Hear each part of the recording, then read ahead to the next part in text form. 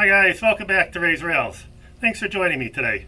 Today we're down in the basement, and one thing I decided to do today was I decided I needed to get all the rolling stock and the engines off the tracks and onto the shelves.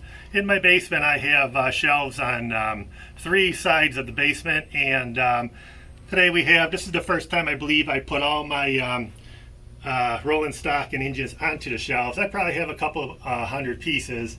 And today I'm planning on going take a walk around the basement. I'll show you what I have on the shelves, and quite a few people ask me what shelves I use, and I'll show you a closer look at that, and we'll go from there. One thing that you could see, I didn't purchase much this summer so far as in my area.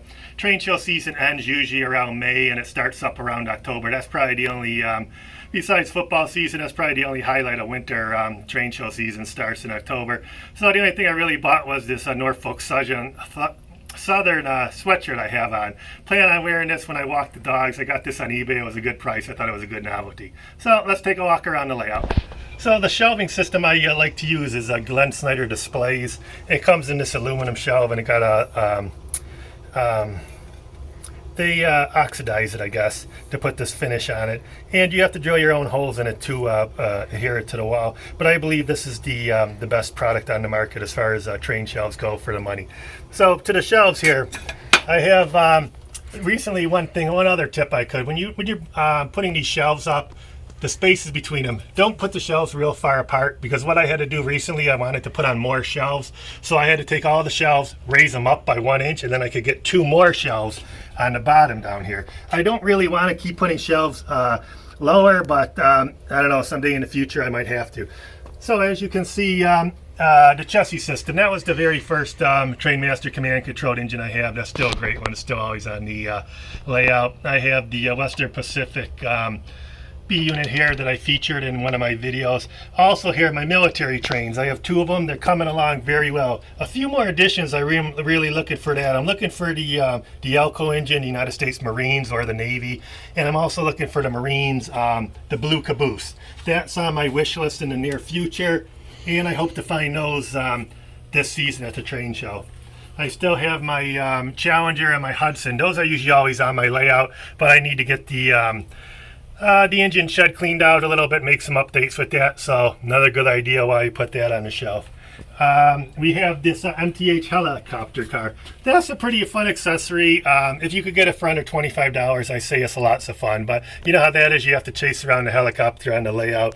And besides that, the kids like it. And that's a good car to have. So we're going to make our way around the layout. A few of my favorite cars on this side of the layout are, I always like these Evans autoloaders. One thing I forgot to show was they make so many different variations of them. And one day I was looking at them, and I actually have the cars here that have the mushroom on the end of the axle, compared to the ones that are they're just cut like this. So I thought that was pretty interesting. I totally forgot about that. They come with the mushroom on the end of the axle. That was really the premium cars, I guess, in the day. And we have on this side my Decapod. I think this is the first time this train was actually put on the shelf. That train has it's made by MTH, and actually has the hours, how much it's been running, and one of these days I really have to check that. I can only imagine how many hours. That definitely the most run engine, or it's a reliable engine, and I really like the way it smokes, so that's a lot of fun. Down on the lower shelves here we have my tank cars. These are some of the this is like one of the items that, I don't know, one day I was at a good train show and they had these 3 cars lined up, so they looked really nice. I decided to pick them up. I don't know, that must have been a really impulse purchase, because these have they spend a lot of time on the shelf. And then we have my Santa Fe and my chassis system crane. I always wonder why I bought that one. Ended up with the Santa Fe and the chassis system. But over the years when my kids were younger, we had a lot of fun with that one. And here's this Lehigh Valley car. How about this for an impulse buy? It was only $1.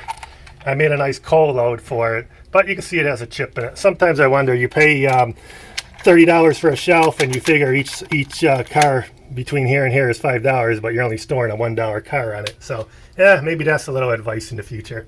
I have these Wells Fargo cars here. This one is in great condition. This one is pretty scratched up as far as the figures moving up and down, but I usually like to run one on the train table, and one is for display. I like that car there. That one I had for about 5 or 6 years now. My trolley used to be on the table. That one I took off the table, and that's one is on the shelf now until I put the trolley line back into town. So that's 2 sides of the basement. We'll work our way over to the third side. I'll show you what we have there.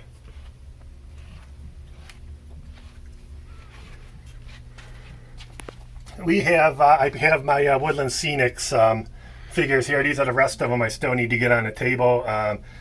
Once I get those on it, the train layout will really pop. On this shelf here, we have my junk cars, I like to call them. These cars with the window that actually sticks out a little bit of the shelf. These are the only ones I could fit there. So that turned out pretty good. I have my mint car. That one I purchased probably about 3 years ago. Pretty happy with that still. And as we work our way down, I have my Cotton Bale cars here.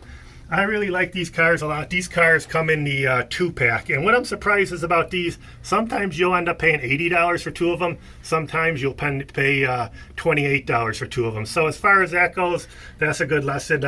Shop around, and if you're willing to wait for a better deal, and I'm sure it'll come by. I picked up another one of these Poultry Dispatch cars last year. I really like these cars. I like the way they light up. I have Lehigh Valley train with the 4 engines. As you can see, this whole bottom shelf here is, I like to call my Lehigh Valley train. That looks great going around the layout.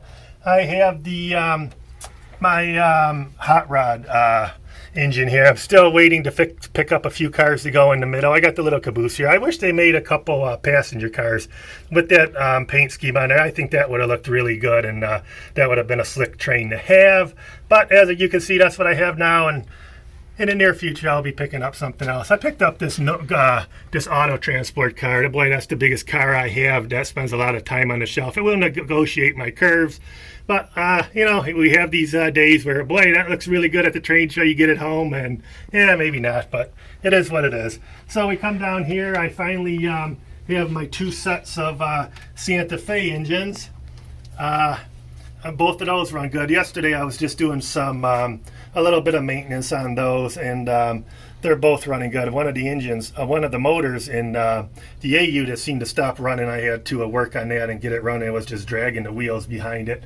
And I've been working on my turn of the century train here, that one that's almost 100 years old.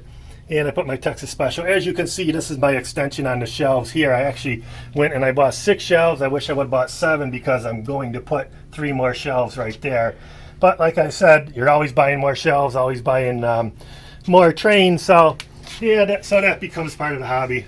So guys, I hope you enjoyed the take a look at the shelves in the train room and the things I have, and hopefully this train season will start seeing some new additions to the layout and a few more updates. All right guys, thanks a lot for watching Raised Rails.